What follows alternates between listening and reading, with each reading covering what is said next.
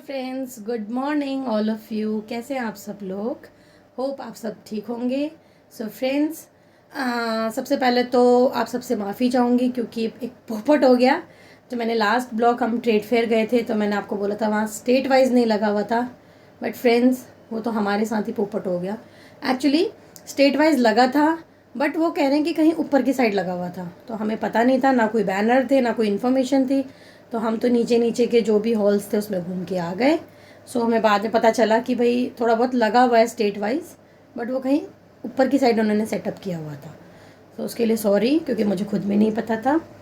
और दूसरा फ्रेंड्स, आज का जो मैं ब्लॉग बनाने जा रही हूँ वो ख़ास इसलिए है क्योंकि आज है मेरी फ्रेंड के घर सत्यनारायण की कथा, क्योंकि उनके हस्बैंड का जन्मदिन भी है। तो उन्होंने अपने घर पे कथा रखी हुई है, तो कथा 4 बजे से स्टार्ट होगी। उससे पहले फ्रेंड्स फटाफट काम करके फिर थोड़ी देर हम मार्केट भी जाएंगे, क्योंकि हम सब फ्रेंड्स सोच रहे हैं कि हम कुछ मिल के भैया के लिए एक गिफ्ट लेके आएँ। तो फटाफट काम करके चलते हैं मार्केट। थोड़ी देर पहले मैं उसके घर जाके कुछ सामान उसने मंगवाया वो देना है, और थोड़ा बहुत देखते हैं क्या क्या तैयारी करनी है और करवानी है। सो मिलती हूँ आपसे थोड़ी देर बाद। आप सबका बहुत बहुत धन्यवाद इतना प्यार और सपोर्ट करने के लिए।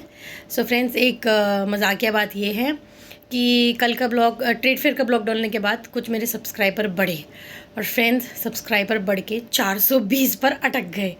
सो उसमें लिखा हुआ आ रहा था वर्सटाइल लेडी 420।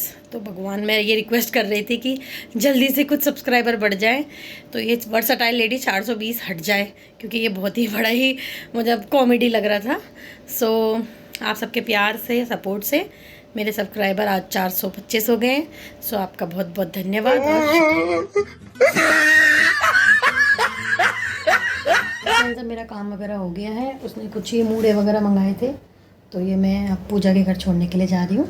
तो मिलती हूँ वहाँ पर ही आपसे। और जी जन्मदिन की बहुत बहुत बधाई आपको, पति देव की। भाई बहुत बहुत आपके भैया की। हाँ। मेरे पति आपके भैया भी जी, तो है। जी बहुत लंबी उम्र करे भगवान उनके। और शाम को सबने आना है, और आज सत्यनारायण की कथा है। धन्यवाद, आप भी आइएगा जरूर। कुछ कलर्स, मुझे ये वाली कलर की शर्ट पसंद आई है, अब मैं इसको पैक करने जा रही हूँ। जब मैं पूजा के लिए तैयार हो गई हूँ और अब मैं निकल रही हूँ सत्यनारायण की कथा सुनने की। फ्रेंड्स, उसने थीम रखी थी कि पूजा पाठ का काम है तो रेड या येलो पहन के आना, तो मैंने येलो कलर की साड़ी पहनी है अपनी फ्रेंड चंदना की। फ्रेंड्स, अब हम रेडी हो गए हैं और हम जा रहे हैं सत्यनारायण की कथा सुनने के लिए। तुम पहले चाय पंडित जी दोबारा से रात है। पंडित जी हमारे आ गए हैं और हम अपनी कार्रवाई शुरू कर रहे हैं। पंडित जी कार्रवाई करनी है। और ये हमारी सहेली भी आ गई है, सबसे बड़े जज बैठे हैं, उनके सामने कार्रवाई शुरू हुई है अदालत में। और अब चाय की कह रहा था वो, कह रहा मैं जा रहा हूँ, मैं शाम को आऊँगा। ये हमारे पंडित जी जी आई पूजा में उषा जी। सत श्री अकाल, नमस्कार जी। मैं ही आ जाऊँ। राधे राधे आंटी जी। राधे राधे राधे राधे जी सबको। जी, राधे राधे राधे राधे राधे, शाम मिला दे। आया है माँ सबको बुलाया है माँ, ये बता दो ये बता दो कोई कमी तो नहीं, कमी तो नहीं, कोई कमी तो नहीं, कोई कमी तो नहीं। घर में कीर्तन कराया है माँ सबको बुलाया है माँ, ये बता दो ये बता दो कोई कमी तो नहीं, कमी तो। बुद्धि प्रकाशाय दीप ज्योति नमोस्तुते दीपो ज्योति परम ब्रह्मा दीपो ज्योति जनार्दनम दीपो हर्त मे पापम शाद्य पूजा दीप।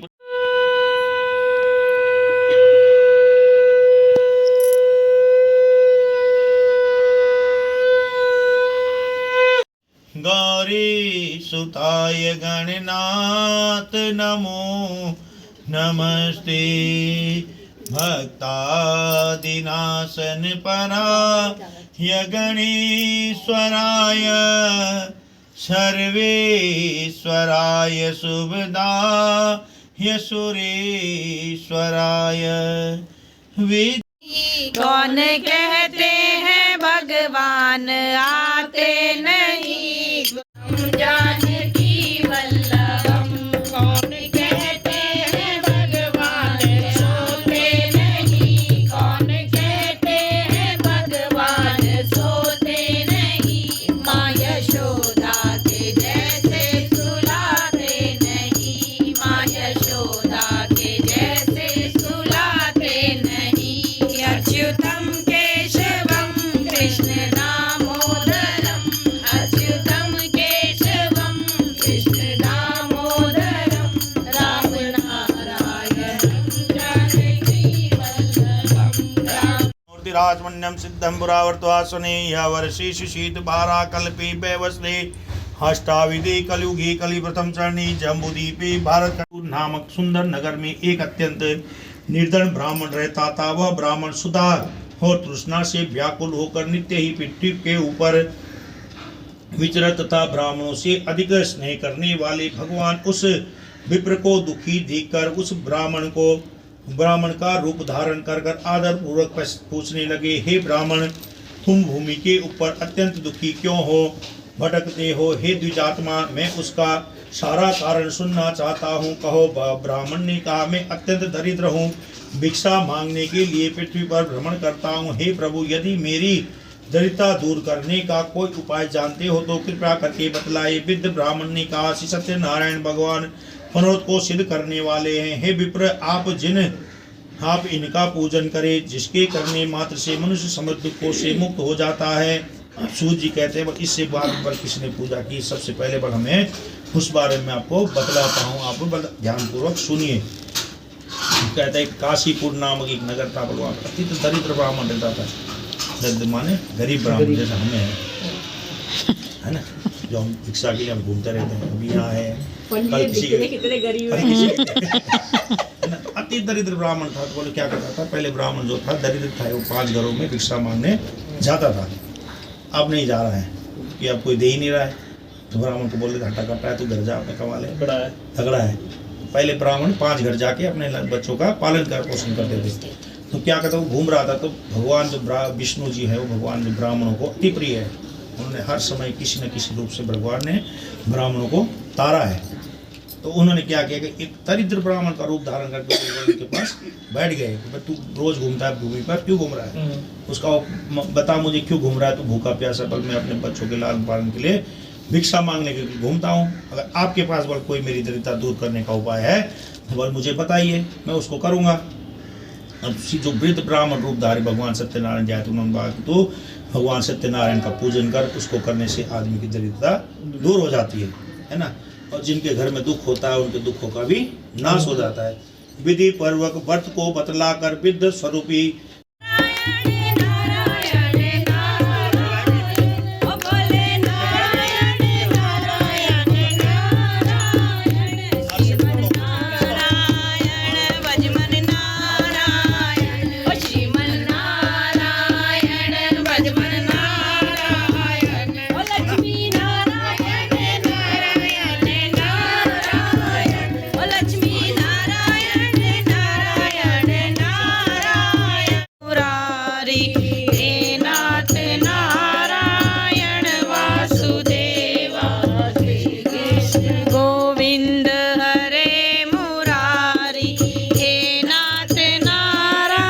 मोरध्वज नाम का राजा हुआ, जो साधु नामक वैश्य था, जो बार बार मुंह मोड़ रहा था।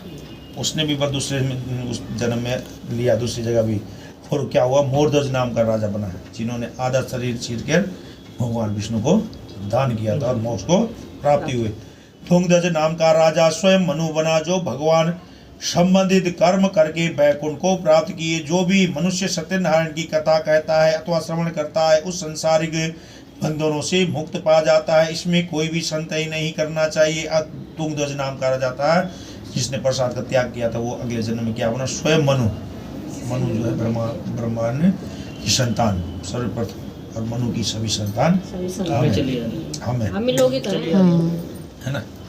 तो मनु की सब हमें संतान है। बोल भगवान सत्यनारायण का पूजन कर देंगे, बोल कोई संदेह नहीं, बोल आज नहीं तो कल, बोल धीरे धीरे करके इसका फल अवश्य आदमी को मिलता है। अभी एकदम मैं बोलूँ कि अभी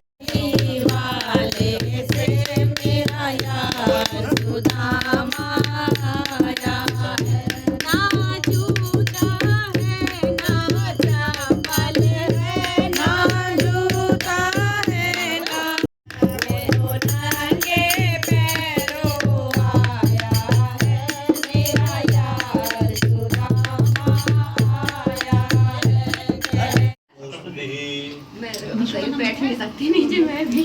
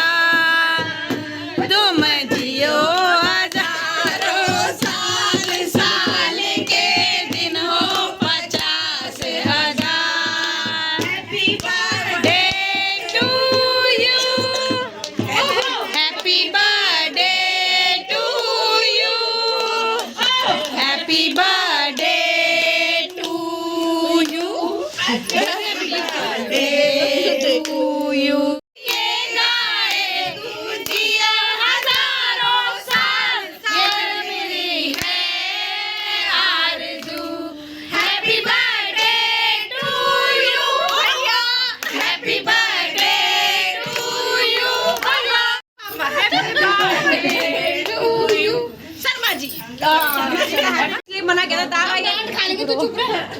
भाई मैं तो कुछ बोला भी नहीं, कुछ नहीं।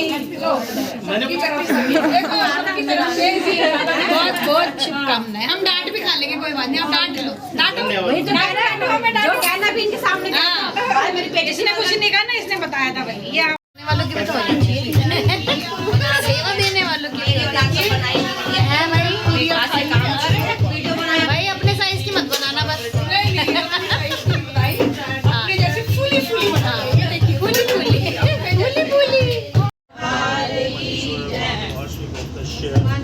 स्वदेशी आंटी गाएंगी। हो गया।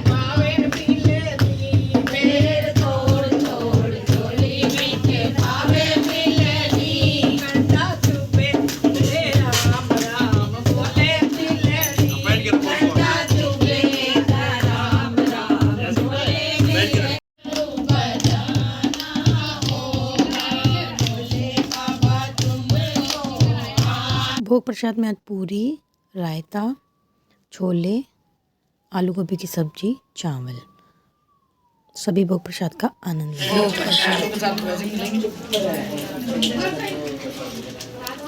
सबकी पल पल की जानकारी, कौन कितना खा रहा है। और बर्थडे मस्ती